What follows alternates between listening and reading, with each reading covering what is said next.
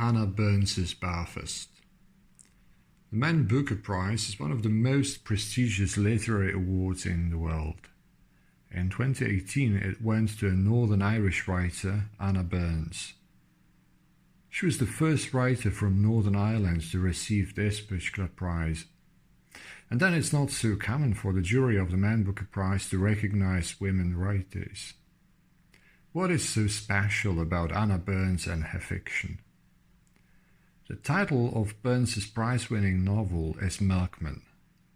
I feel very strongly about this book and about the prize that Burns got in 2018. I lived in Belfast at that time, and upon hearing the news, well, a few days later in fact, I went to Ardoyne, where Burns was born, to talk to local people and visit the only library there. Ardoyne is a district or a quarter of Belfast known for its Republican sympathies during the Troubles. Belfast as such is divided, with some exceptions of neutral territories, especially in the city centre, into sectarian neighbourhoods, where one particular community clearly predominates. It's either nationalists, which roughly translates into Catholics, or unionists, mostly Protestants of various hues and denominations. Well, usually the predominant hue is orange as opposed to the nationalist green.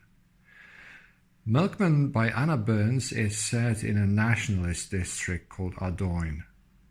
It's in the northwest of Belfast. You can reach it on foot from the city centre, but it's going to be a long walk.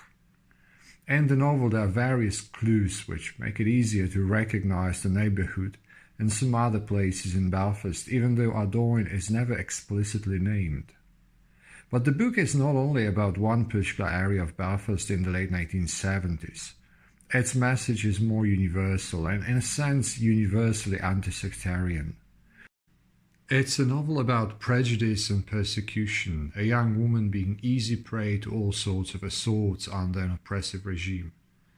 In the book there are at least two oppressive regimes, in fact.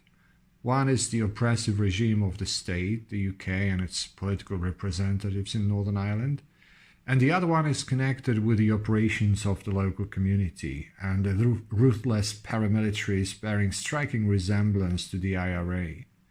The IRA itself is never mentioned by name, but this makes the novel such an interesting example of the roman à clé, a novel with a key. Well, try to unlock it by yourselves, have fun, but be prepared to be puzzled, at least at first until you get used to it, by the narrator's language, her vocabulary and syntax heavily affected by the oppressive circumstances in which she lives.